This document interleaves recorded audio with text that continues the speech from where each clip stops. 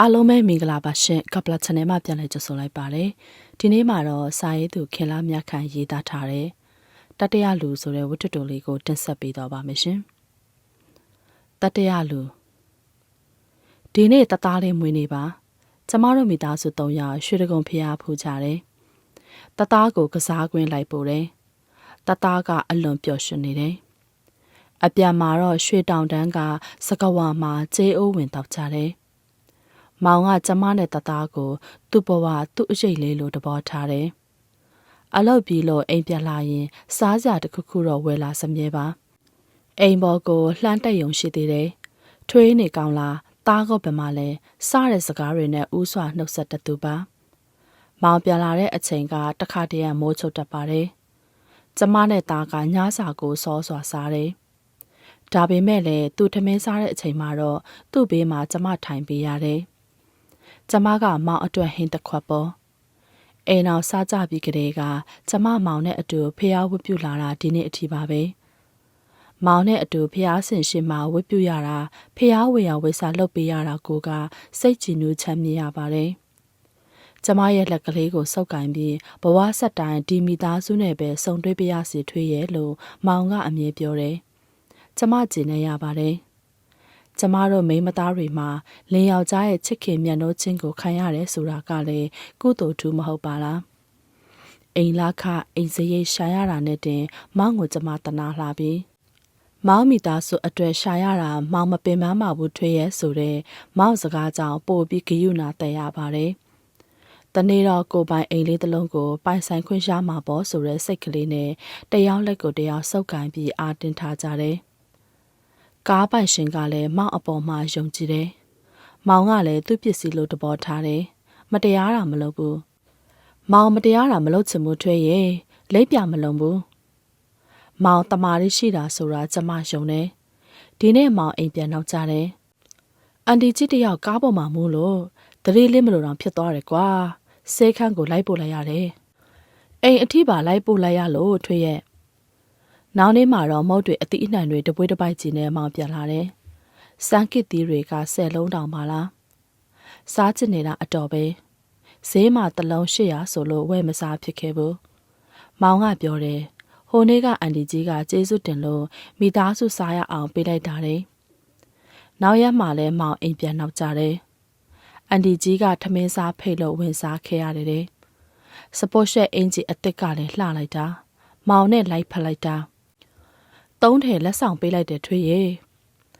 နှလုံးရောဂါရှိတဲ့အန်တီကြီးကသူ့အသက်ကိုကယ်တင်ပေးခဲ့တဲ့မောင်ကိုကျေးဇူးရှင်လို့ထင်မှတ်ထားတယ်။မောင်ကကားမောင်းတဲ့အလုပ်ကိုမလုပ်တော့ပါ။အန်တီကြီးရဲ့ပွဲရုံလုပ်ငန်းနဲ့အဝေးပြေးကားတွေကိုကူညီလုပ်ကင်ဖို့အလုပ်အသေးရသွားပါတယ်။စနေနေ့ဖះကိုသွားကြမယ်ထွေးရေအန်တီကြီးလက်လိုက်မယ်။ညနေဖက်မောင်းလာခေါ်မယ်။ကားပေါ်မှာအန်တီကြီးကရှေ့ခန်းကထိုင်နေကျမနဲ့တသားကနောက်ဖက်မှာထိုင်နေကျမအန်တီကြီးကိုတေချာကြည့်လိုက်တယ်ပြုံးနေတဲ့အန်တီကြီးမျက်နှာကနှိမ့်လို့ဖွယ်ကောင်းလာတယ်စိတ်ထားကောင်းမဲ့သူလို့ယူဆတယ်အကြည်တက်လည်းရှိတယ်အသားအရည်လေးကဖြူဥနေတယ်မျက်နှာလေးကလည်းချောင်းမွေ့နေတာပဲခြေလက်လေးတွေကလည်းပန်းသွေးရောင်ပြေးနေပြီးနှုတ်ဖက်နေတယ်သူမဝတ်ထားတဲ့အဝတ်အစားနဲ့သူ့ကိုယ်လုံးလေးကလိုက်ဖက်လွန်လာတယ်စလင်ဘတ်အိတ်ကိုလက်ကလေးနဲ့ချိတ်ထားတဲ့ဟန်လေးကကိုမျက်စီထဲမှာဆွဲနေချင်းစရာလေးပါလားအန်တီကြီးလို့သာကျမတို့ကခေါ်နေတာအသက်50အရွယ်ကမသိရင်35နှစ်လောက်ထင်ရတယ်ဘာဆေးရိတ်စားလို့များဒီလောက်နှုတ်ပြနေရတယ်လေကွယ်ကျမတို့နဲ့များကွာချလိုက်တာကျမကအသားညိုတဲ့ခက်များများအညိုစင်ပါရုပ်ရည်ကလည်းရွက်ကျန်းရည်ကြိုးတာမှန်ပါပဲငွေကိုတိုင်းထွာပြီးသုံးခဲ့ရတော့အလှပြင်တဲ့ပစ္စည်းဆိုတာကျမနဲ့ဝေးခဲ့ရတယ်။သူများတွေကအလှပြင်ဆိုင်မှာခေါင်းသွားလျှော်ရင်ဈေးရှိတယ်လို့ပြောတယ်။စပင်အသားကိုလည်းပြုတ်ပြင်ပေးတယ်။လုံးမနေနိုင်ပါဘူး။100တန်ခေါင်းလျှော်ရည်တစ်ထုပ်ဝယ်ပြီးခေါင်းလောင်းရေချိုလိုက်တာနဲ့ပြီးတာပဲ။3000ဆိုတဲ့ငွေကဈေးသုံးလို့ရတယ်လေ။ဖျားပေါ်ရောက်တော့မောင်နဲ့အန်တီကြီးတို့ကရေရရာခြေတာတို့ရေနံတွေမှာရေတပ်ပေတာတွေလုပ်ကြတယ်။ကျမနဲ့တသားကခေါင်းလောင်းကြီးနားမှာထိုင်နေကြတယ် အိမ်အပြန်လမ်းမှာအန်တီကြီးကတသားအတွေ့ကစားစရာတွေဝယ်ပေးတယ်။ကျမတို့ကိုလည်းစားတောက်ဆိုင်ကောင်းကောင်းမှာစားကောင်းတောက်ဖွယ်တွေနဲ့ကြွေးမွေးပါတယ်။အဲ့ဒီလိုနေရာတွေကိုကျမတို့အဖို့တခါမှမရောက်ဘူးခဲ့ပါ။တန်ဖိုးအလွန်ကြီးတဲ့အစားအစာတွေကိုလည်းမစားခဲ့ဘူးပါ။တန်မိုးရှိတဲ့အသုံးအဆောင်နဲ့အစားအသောက်တွေဆိုတာကျမတို့အဖို့အလှမ်းဝေးလာပါတယ်။ကလေးကိုအန်တီကြီးဝယ်ပေးတဲ့ကစားစရာတွေဆိုတာကလည်းကျမတို့စူပါမားကတ်ရောက်ရင်ဈေးတိယုံတိပြီးအဝေးကအငေးကြီးခဲ့ရတဲ့ကလေးတွေအကြိုက်ကစားစရာတွေပါ။တသားကအလွန်ပျော်ရွှင်နေပါတယ်။ကျမလည်းဝမ်းသာနေပါတယ်။ကျေးဇူးလည်းတင်နေပါတယ်။တခုသောတနင်္ဂနွေနေ့မှာတော့ဟဲမောင်းလက်ထဲကဖုန်းကလေးကအစ်စ်လေးပါလား။ကျမကိုပြပါအောင်။ဟုတ်တယ်ထွေးရဲ့ကားပေါ်ကအစင်မောင်းလက်ထဲကနေဖုန်းပြုတ်ကျသွားတယ်။မှန်ခွဲသွားတယ်။အဲ့ဒါအန်ဒီကြီးကပြင်မနေနဲ့အသက်တာဝယ်လိုက်တော့ဆိုလို့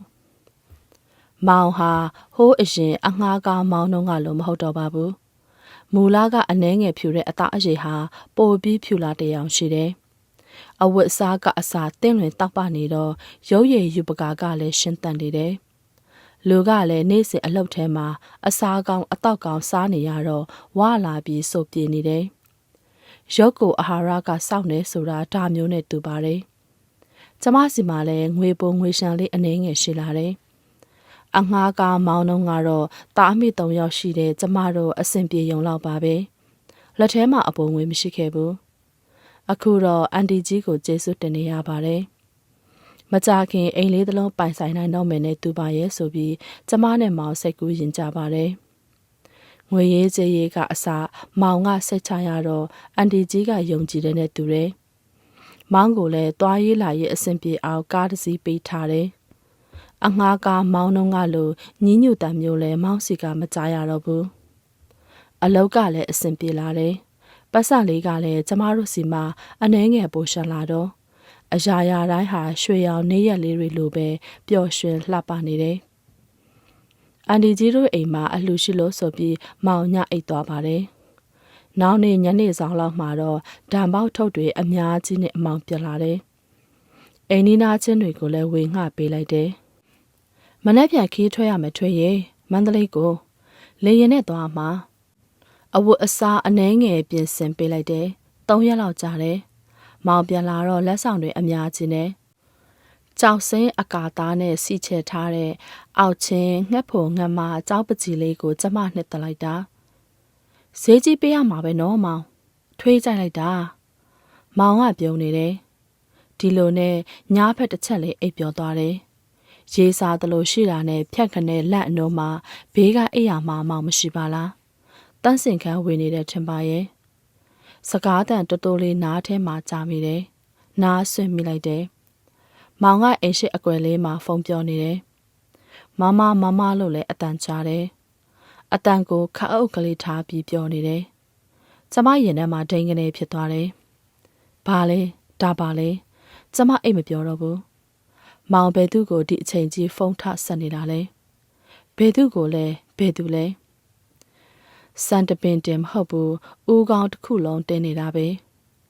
မနေ့ရောက်တော့သူကပုံမှန်ပါပဲသူ့မျက်နှာလေးကိုတစ်ချက်လှမ်းကြည့်လိုက်တယ်ဖះအတူဝတ်ပြုကြဖို့ပြန်လိုက်တော့ဒီနေ့တော့ခွင့်ပြုပါထွေးရေအတူဖះမရှိကိုနိုင်တော့ဘူးစောစောသွားရမှာမို့အန်ဒီကြီးကမနဲ့စောစောရွှေတကုံဖះဖူးချင်တယ်ဆိုလို့ကျမလက်ကလေးကိုတယူတရကန်ပြီးပြောလာတဲ့မောင်စကားကြောင့်ကျမကောင်းညင်လိုက်ပါတယ်ကျမရင်ထဲမှာဖုံမပြနိုင်တဲ့ဝမ်းနည်းမှုတွေဖြစ်သွားတယ်ကျမမျက်ဝန်းထဲမှာမျက်ရည်တွေဝဲသွားတယ်ကားစီကိုထွက်သွားတဲ့မောင်ကျော်ပြင်ကိုကျမလိုက်ကြည့်မိနေတယ်ကျမရဲ့ချစ်လှစွာသောမောင်ကျမဘဝတစ်ခုလုံးအတွေ့အသေးနဲ့အောင်ချစ်ခဲ့ရတဲ့မောင်ဖះကြောရတာလဲအာယုံမရပါဘူးတနေ့လုံးလဲစိတ်မကြည်တော့ဘူးညတရေနိုဖုန်းဆက်နေတဲ့မောင်ကိုပဲအာယုံရနေတယ်အတန်ချိုအီလေးနဲ့ဖုန်းပြောနေတာမမဆိုတာပဲသူလဲတနေ့မှာတော့အန်တီကြီးတို့အိမ်ကိုတားကိုအလဲခေါ်သွားတယ်ကားရှိတ်ခန်းမှာထိုင်ပြီးတားကပြောနေတယ်ကျမကိုလက်ပြနှုတ်ဆက်တယ်တားရင်လေလေမမနေနော်ညနေမိုးတော်တော်ချုံမှတားတို့ပြန်ရောက်တယ်စားစရာတွေအရှံပယ်ဝယ်ပေးလိုက်တယ် မနက်ပိုင်းမှာသားတို့ယူလာတဲ့အသီးအနှံတွေထဲကအချို့ကိုစွန့်တော်တင်တယ်။ပန်းသီးကိုအစိမ်လေးတွေခွဲပြီးပကံထဲထည့်ထားလိုက်တယ်။သားကပန်းသီးတစ်စိမ့်ယူပြီးကျမကိုလာခွန်တယ်။နောက်ပြီးကျမပါကိုရွှန့်ခနဲ့နားလိုက်တယ်။ရုတ်တရက်ဆိုတော့ကျမလှန့်သွားတယ်။ဒါဘာအပြုတ်မှုလဲ။သူတခါမှဒီလိုမလုပ်ဘူးပါဘူး။ကြီးလှလှကဖေကြီးကိုပန်းသီးခွန့်ကြွေတယ်။အာဘွားလည်းပေးတယ်။ဟင်ဒါဘာစကားလဲဘာစကားလဲကလေးဆိုတာသူမျက်နှာတွေ့တာအမှန်တိုင်းပြောတာလေကလေးဆိုတာဖြူစင်တယ်မလိမ်တတ်ဘူးအတွေးတွေများနေပြီရင်တွေလည်းပူနေပြီပဲထမင်းလည်းမစားနိုင်တော့ဘူးဒါဆိုမမကအန်တီကြီးပေါ့မောင်ကအသက်35နဲ့မမအသက်50နီးပါ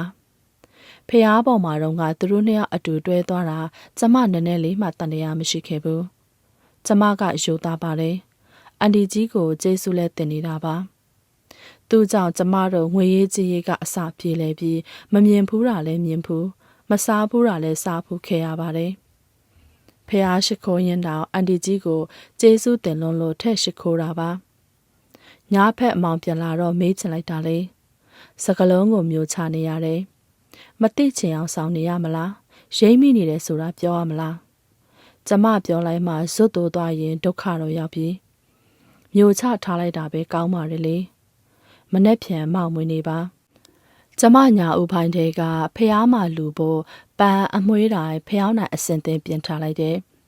မနဲ့စောလေးထပြီးပြင်ဆင်လိုက်တယ်သားမိ3ယောက်လုံးကားစီရောက်ခါနေမှာမောင်စီဖုန်းဝင်လာတယ်မောင်ကထွေးရီမောင်တို့ဖះကိုမသွားဖြစ်တော့ဘူးအန်တီကြီးကအရေးကြီးကိစ္စပေါ်လာလို့လှမ်းခေါ်နေပြီမောင်ကရေးကြီးတုတ်ပြန်နဲ့ကားပေါ်ကိုတက်သွားတယ်ကျမတပြင်းချလိုက်တယ်သားကတော့ဖះသွားရမယ်ပြောပြီးခါမှမသွားဖြစ်တော့ဘူးဆိုပြီးငိုမဲ့ဖြစ်သွားတယ်စိတ်ကောက်ပြီးငိုတော့မယ်ဟန်ပြင်းတယ်ကျမလည်းကားတစ်စီးငှားပြီးသားအမိ2ယောက်ရွှေတကုံဖះကိုသွားခဲ့တယ်သူ့မွေးနံတောင်းမှပန်းစီမီကတ်လူဆုတောင်းပြီးဖះကြောကြတယ်ဖះကိုတပတ်ပတ်ပြီးခဏနားနေတော့ဖះကျမမြင်ရတာတွေအမှန်မဖြစ်ပါစေနဲ့ကျမတွေ့ရတာတွေကအိမ်မက်ဖြစ်ပါစေမောင်နဲ့အန်တီကြီးကလက်ကလေးကိုအတူတွဲပြီးတကွန်ကုတ်ကားပန်းအစုံနဲ့ကျမမျက်လုံးတွေပြဝေသွားပါတယ်ရင်ထဲမှာလည်းတလှက်လှက်နဲ့ခေါင်းနှပန်းကြီးသွားပါတယ်ဒါဆိုသူတို့ကတကယ်ပေါ့မောင်နဲ့အန်တီကြီးကဖောက်ပြန်နေကြတာပေါ့သူများပြောစကားမဟုတ်ခဲ့ပါပဲနဲ့ကျမနားနဲ့ဆက်ဆက်ကြားခဲ့ရတဲ့အတန်တွေကျမမျက်လုံးနဲ့တက်အပ်မြင်တွေ့ခဲ့ရတာတွေဟာကျမရင်ထဲကအသေးနှလုံးတွေကိုပြောင်းပြန်လှန်သွားစေခဲ့တယ်။ကျမကြောင်ချောက်ချဖြစ်ပြီးသားကိုလက်ဆွဲကအိမ်ကိုဘယ်လိုပြန်ရောက်မှန်းတောင်မသိပါဘူး။သူပြန်လာရင်မေးမှဖြစ်တော့မယ်။ဝမ်းနေတာရဲ့ယူကြုံမရတာရဲ့ဒေါသဖြစ်တာရဲ့ပေါင်းပြီးကျမနှလုံးခုန်လုံးတွေပါမြန်လာတယ်။စပင်တွေပါထောင်လာတယ်။ကျမမသိချင်အောင်စောင့်နေလိုက်တယ်။မောင်အလုတ်သွားနေတော့မောင်အမေကိုဖုန်းဆက်ခေါ်လိုက်တယ်။ရောက်လာတော့ကျမကအကျိုးအကြောင်းပြောပြတယ်။မောင်အမေကအရေးမကြီးတဲ့ဟန်ပန်နဲ့ဒါမြအေးယောက်ျားကောင်းမောင်မတစ်ထောင်မှာအချိန်တန်ညီယောက်ျားကလည်းညီယောက်ျားပဲပေါ့။ပြောရလိုက်တာအမေရဲ့ကျမရင်ထဲမှာတော့မီးတောင်ပေါက်ကွဲနေပြီ။ကျမအမေစကားကိုတအံ့တော်ဖြစ်သွားတယ်။တစ်ချိန်လုံးငိုထားတဲ့ကျမမျက်နှာအေးအေးကြီးကိုမှသူမမြင်လေရော့သလားကိုချင်းမစာပြောရလေချင်းကျမအမေကိုတစ်ချက်ကြည့်လိုက်တယ်ဒီတစ်ခါအမေလာတာအတော်လေးကိုတောက်ပြောင်နေပါလားအရင်ဆိုပလတ်စတစ်အိတ်တစ်လုံးလက်မချိတ်လာတတ်တဲ့သူကခုများတော့စလင်းဘက်အိတ်အကောင်စားနေပါလား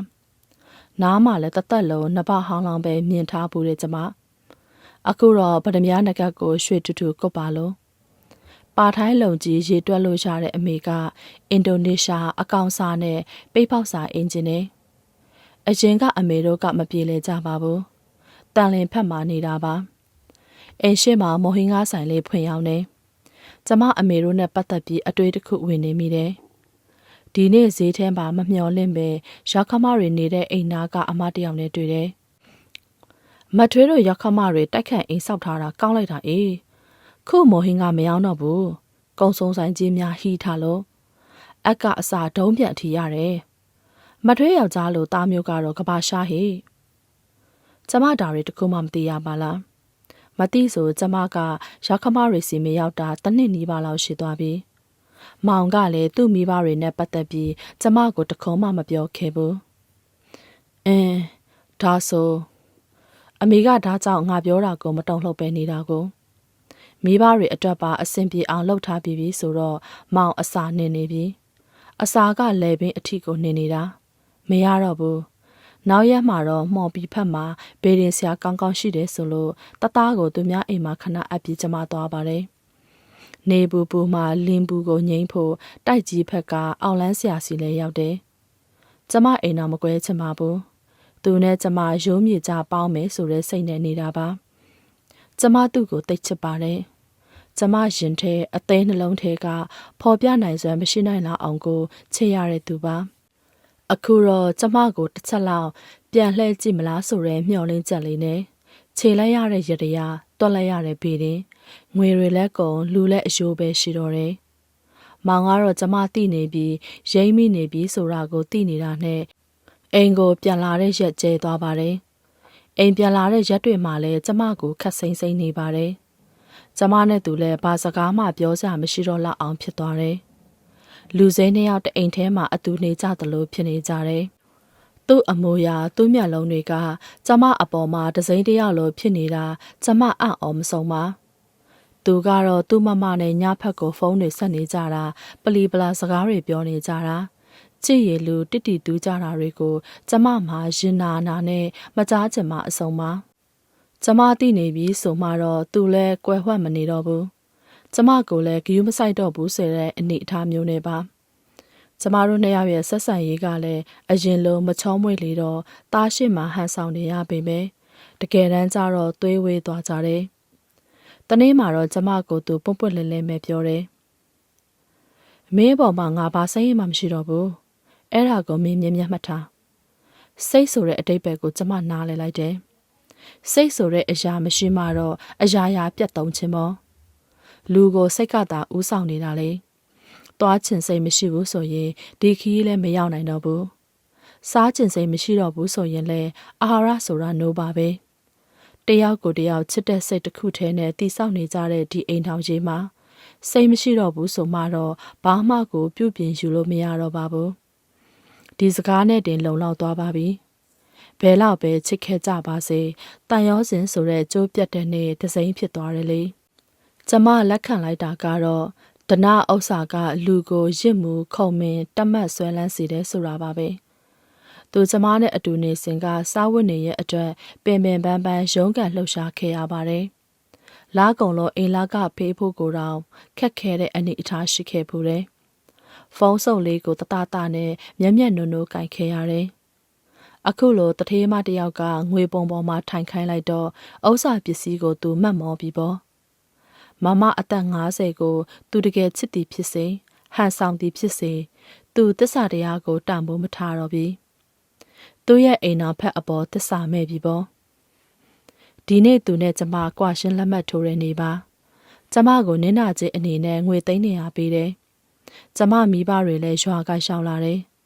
ကျမမိဘတွေကခြံဆိုင်စားတာပါကျမတို့ကဆင်းရဲပါတယ်မိဘတွေကကျမမျိုးမှာအိမ်အောင်ဖက်ကောင်းလေးနဲ့တွေ့ပြီးအေးအေးဆေးဆေးနေရတယ်ဆိုပြီးစိတ်ချမ်းသာနေကြတာသူကမားကိုလည်းမမင်တော့ဥကိုလည်းမခင်တော့ပါဘူးတသားကိုလည်းဥပက္ခပြုလိုက်ပါတယ်ရွှေငွေစည်းစိမ်တွေနဲ့ကျမတို့သားမီသူ့ရွေးချယ်မှုမှန်ကန်တယ်လို့ပဲကျမယူဆလိုက်တယ်သူတို့ပေးတဲ့ငွေကိုကျမမမောပါတယ်မိခင်ဖြစ်တဲ့ကျမကတော့သားရဲ့ရှေ့ရဲ့အတွက်စူးစမ်းရပါအောင်မယ်သူကျမကိုဆွန့်ပစ်လိုက်ရုံနဲ့ကျမဘဝအသိမခံနိုင်ဘူးကျမနှလုံးသားကိုလည်းအသိမခံဘူးကျမကိုကျမချစ်ဖို့အရင်ကတည်းကပို့ချစ်ဖို့ဆုံးဖြတ်ချက်ချပြီးသားပါတယောက်တည်းကျိတ်ငိုခဲ့ရတဲ့မျက်ရည်တွေကိုလည်းကျမအပြီးတိုင်နှုတ်ဆက်လိုက်တယ်ကျမဆက်ပြီးအသက်ရှင်ရပါအောင်မယ်တနေ့မှသူ့ကိုလက်စားချင်မယ်ဆိုတဲ့စိတ်လည်းမရှိဘူးနိုင်လို့စိတ်လည်းမရှိဘူးတထေးမုတ်ဆိုမအန်တီကြီးကရုပ်ဝတ္ထုတွေပြည့်စုံပါတယ်လောကကြီးမှာအင်အားကြီးသူသာအနိုင်ရပါတယ်ငွေ300ကိုပိုက်ပြီးကျမရွာကိုပြန်တော့မယ်ဝတ္ထုတွေရုပ်ရှင်တွေထဲမှာဆိုရင်တော့မင်းသမီးကအိမ်အောင်နဲ့ကွယ်ရင်နိုင်ငံခြားထွက်သွားမယ် တထေးတရားကိုရအောင်ရှာယူမယ်သူ့ရှိမှာခေါင်းမော့ရင်ကော့ပြီးအလှပဆုံးနေပြမယ်တနည်းနဲ့မဟုတ်တနည်းနိုင်လို့စိတ်ကိုရှာဖွေမယ်လက်တွေမှာကျမကတော့ငွေထုတ်ပိုက်ပြီးရွာပြမယ်မိသားစုနဲ့အတူခြံလုပ်ငန်းကိုတိုးချဲ့မယ်ကိုအေးချမ်းဖို့သူ့ကိုခွန့်လွတ်တဲ့စိတ်မွေးမယ်ခွန့်လွတ်လိုက်တော့စိတ်လွတ်လပ်သွားတယ်လေကိုဖက်ကလည်းအေးချမ်းသွားတယ်အောက်ချင်းငှက်ကြောက်စိမ့်ပကြီးကားလေးကိုရင်မပိုက်ခါတသားကိုလက်ဆွဲပြီးရွာကိုပြန်ပါပြီဟုတ်ကဲ့ပါရှင်ဒီနေရာလေးမှာပဲစာရေးသူခင်လာမြတ်ခိုင်ရေးသားထားတယ်တတရလူဆိုတဲ့ဝတ္ထုတိုလေးပြီးဆုံးလို့သွားပါပြီရှင်နားဆင်ပေးတဲ့အတွက်ကျေးဇူးတင်ပါတယ်